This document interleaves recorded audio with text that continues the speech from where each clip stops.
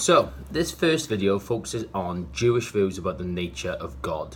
So, the first thing to remember here is the fact that this is very similar to the Catholic point of view as well, alright? So you're going to be focusing on the omnis, again. You're going to be focusing on the fact that God is one or unitive, and also that God is transcendent and above and beyond all earthly things, okay? So going into this in a bit more sort of detail, alright?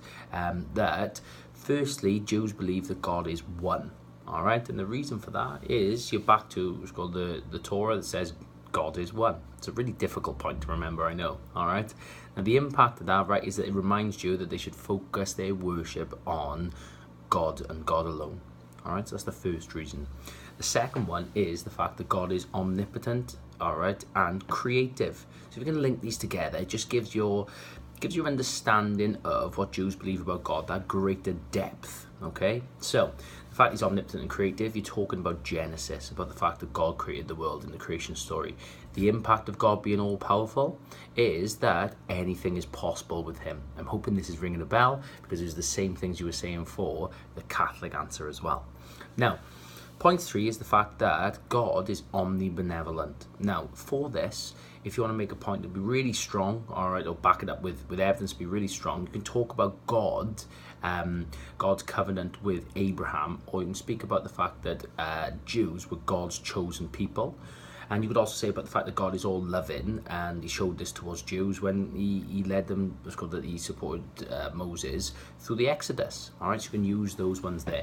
The impact of this is that if someone shows you love, so if God shows them love, that they should reciprocate that love to God, which they can do through prayer and worship. The fourth answer is that God is omnipresent.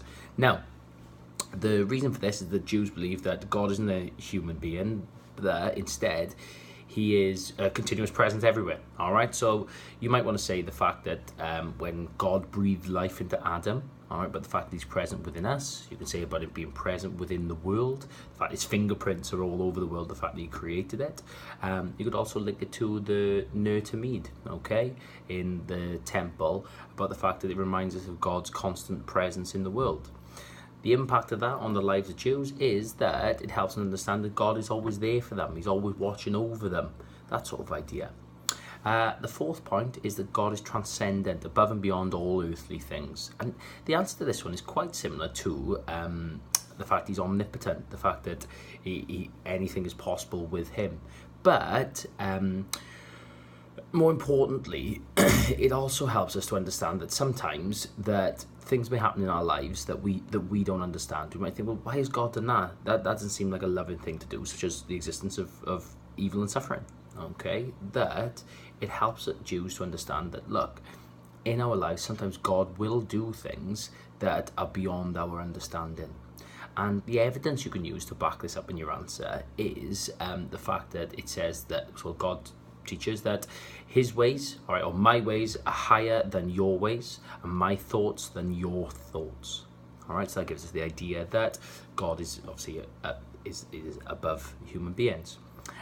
The final answer you could say about the fact that God is the guide and judge, and you can link that to the fact that he gives the 10 Commandments or the 613 mitzvot. All right, the impact of that is that we want to make sure that we stick by those, all right, or that we won't be in favor with God.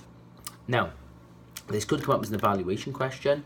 It is too difficult to know what God is like, or it is impossible for Jews to relate to God. Now, if this does come up, then you can say no, and you can use all those answers that I've just spoken about. If you can do the alternative answer, when you look at the alternative side, that you're going to want to speak about the fact that it is difficult to understand what God is like, all right, because God is transcendent.